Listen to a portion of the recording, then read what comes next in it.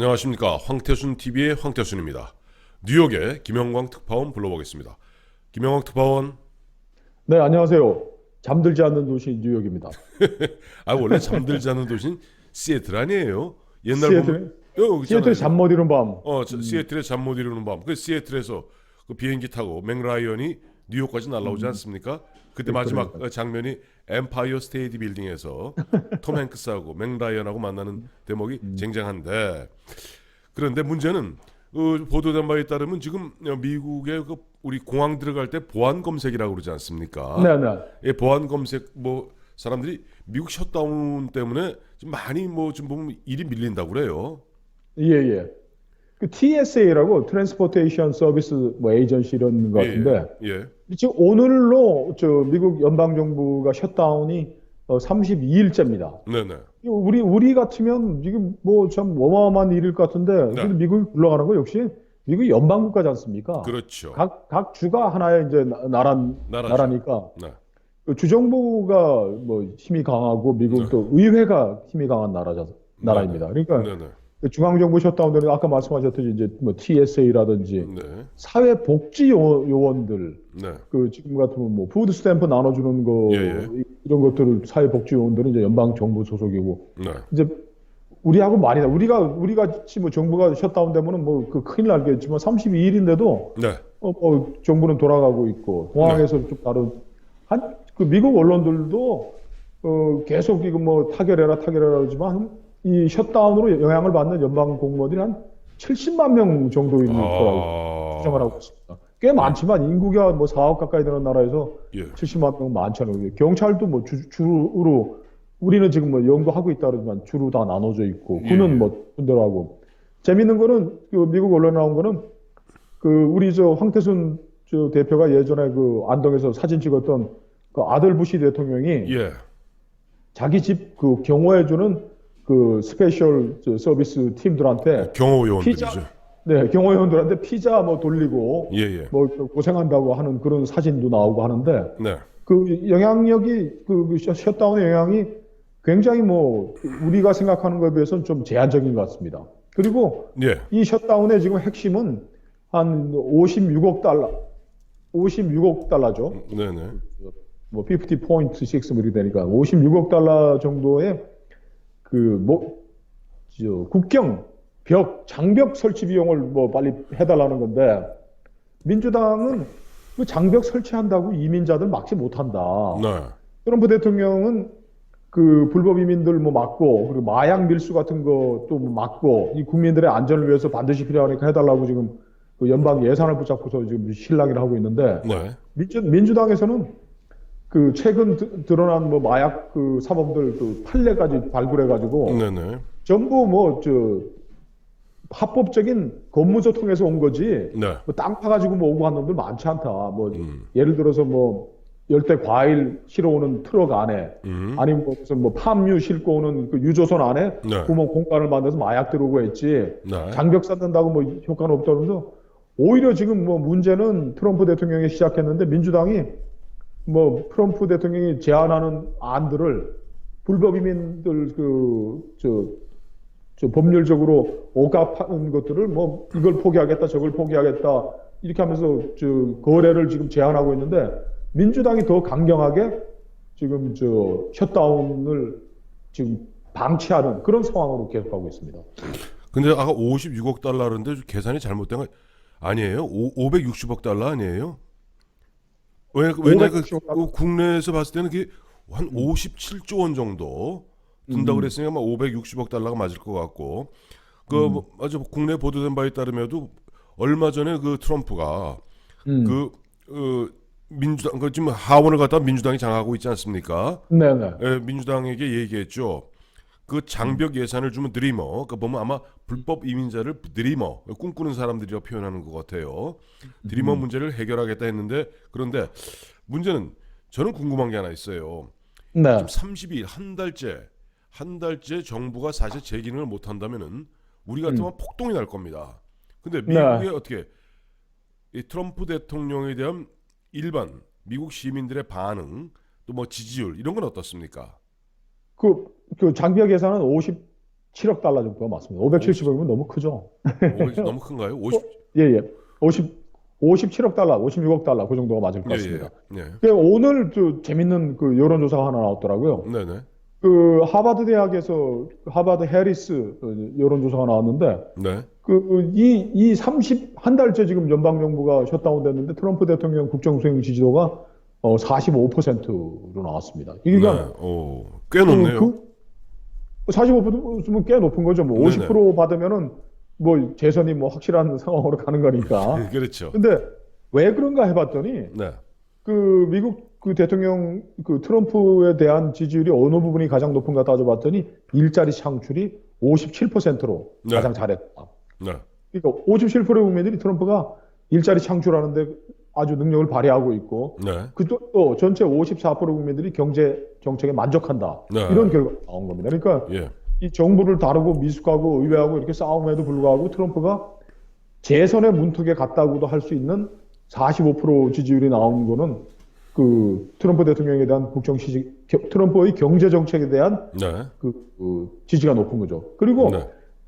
멕시코와의 국경 장벽을 쌓는다는 것들도 불법 이민자들을 막겠다. 그래서 네. 우리의 미국 일자리를 보호하겠다고 하는 거니까 이것도 트럼프는 자기의 이게 스트롱 포인트라고 생각해서 계속 밀고 나가는 거죠.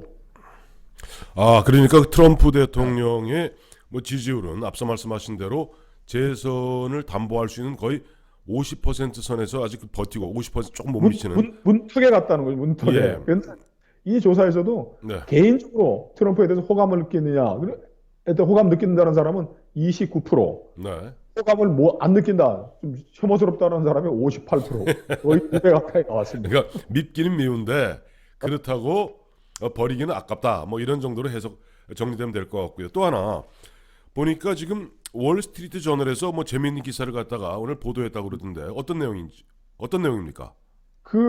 지금 미북 협상이 미북 협상. 네. 미북 핵 협상이 지금 예. 폼페이오 전 네. CIA 국장이 주도하는 국무부를 통해 가지고 네. 김영철이가 또 뭐 오고 해서 스파이 간에 이렇게 협상으로 속도감 있게 진행이 되고 있는데 네. 네.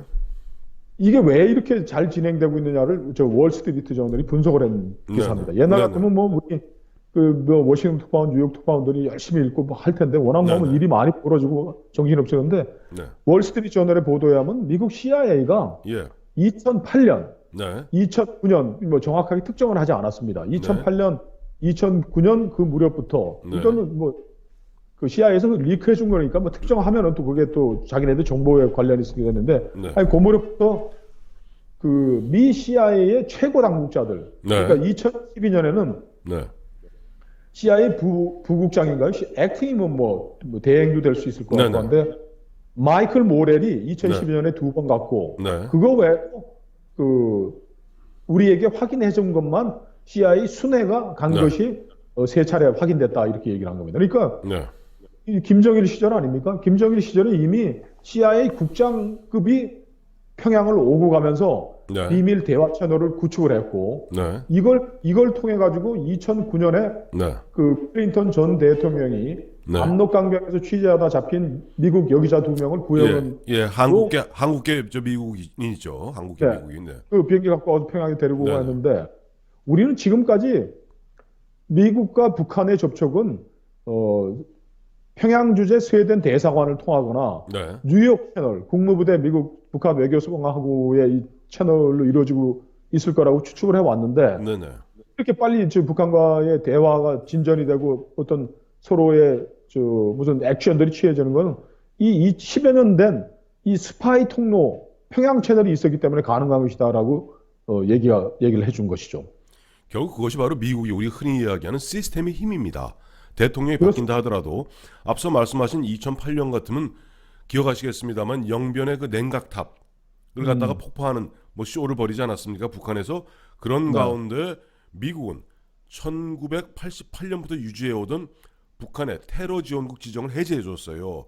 그러면서 약간 숨통을 트이면서 앞서 말씀하신 대로 월스트리트 저널이 보도한 바와 같이 아마 스파이 간의 시스템으로 아마 미국 CIA하고 그 당시 이제 북한 쪽에는 통전부 내지는 보면 정찰총국이라고 있지 않습니까? 그렇죠. 그러니까 스파이 투 스파이, 스파이 대 스파이 간에 어떤 비밀 루트가 개설되어 있는 상태에서 이렇게 보면 가고 있는데 지금 근데 혹시 저는 네. 이런 보도를 보면 참 네. 약소국의 비애 이런 걸 참 느껴요. 네. 지금 우리가 뭐 좀 문재인 대통령이 뭐 무슨 뭐 한반도 운전자론이라 그러면서 김정은이를 내가 만났더니 네. 뭐 김정은에 이런 얘기를 하고 전해줬다라는 게 얼마나 웃긴 얘기예요. 2008년 9년부터 CIA 국장급이 들어가고서 네. 평양 오고 가면서 정보를 교환하고 한 상황에서 네. 우리가 무슨 뭐 김정은이 무슨 뭐 핵에 관해서 뭘 아는 것처럼 미국에 전달해 준다? 참 이게 참 허망한 이야기들을 한 것이구나 하는 느낌이 들었습니다. 그리고 예.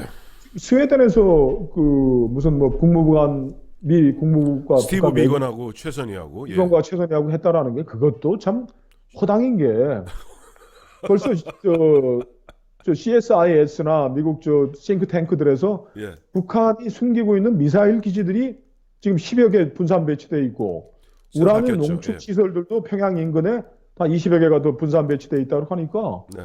북한이 CIA가 추정하고 있는 50기에서 60기에 해당되는 그 핵미사일들을 뭐 저 북한과 중국 국경지대 뭐 보내고 뭐 하고 한 것들을 CIA가 지금 다 쥐고 있단 말이에요, 그죠?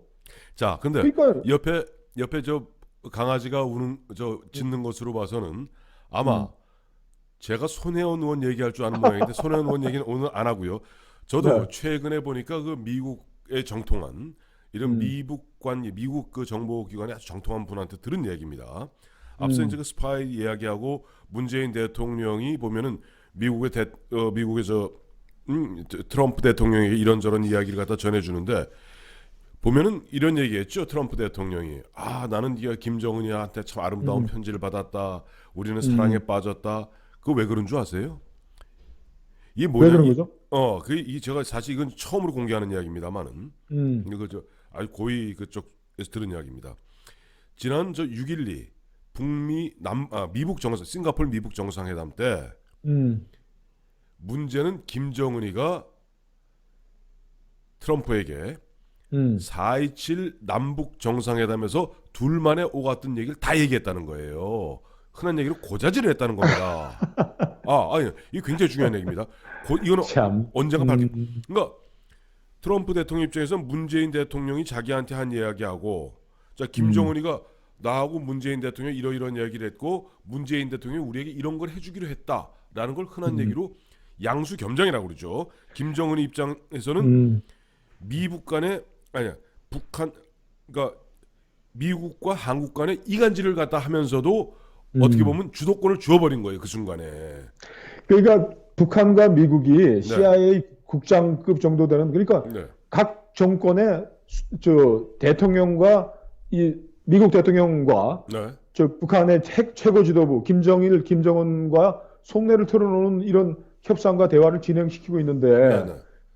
우리가 저 미국한테 말이야 뭐 미국을 저 일본 말로 내다봐야 시키고 전 세계를 돌아다니면서 미국이 저 북한 목 졸라 그러니까 우리 저 제재 좀 해주라고 다녔을 때 미국 CIA가 미국 대통령이 좀 그 행동에 대해서 뭐라고 생각했어요? 진짜 한번 곰곰이 우리 저 정보 당국자, 네. 저 외교 당국자들이 좀 한번 심각하게 모여가지고 한번 서로 의논을 좀 해봤으면 좋겠어요. 계속 이렇게 뭐 북한하고 우리는 뭐 파이프라인을 대고 있으니까 그 파이프라인 줄줄 세는 거예요. 김정은이가 지금 뭐 만나가지고 트럼프한테 말이야 문재인 대통령이 이런저런 얘기를 했는데 예. 뭐 말이야 이것도 풀어주고 저것도 풀어주겠다고 막 이렇게 얘기했는데 약속했는데. 해줄 수 있으세요? 당연히 미국이 오케이 해야 되는 걸 다 아니까. 네네. 이런 상황에서 우리가 김정은이를 에이전트로 미국의 정보당국과 트럼프 대통령을 상대한다. 네. 뭐 묘혈을 파고 있었던 거 아닌가 싶은 생각이 듭니다. 그래요. 하여튼 보면은 앞서 말씀하신 대로 문 대통령 한반도 운전자론 얘기하면서 이렇게 저렇게 흔한 얘기를 흥정 붙이는 것 같지만 저희가 얘기하지 않았습니까? 잘못 아까 조금 전에 일본 말 내다봐이 이런 약간 사기성 우리 흥정 잘못 붙이면 그야말로 뺨이 석됩니다. 자.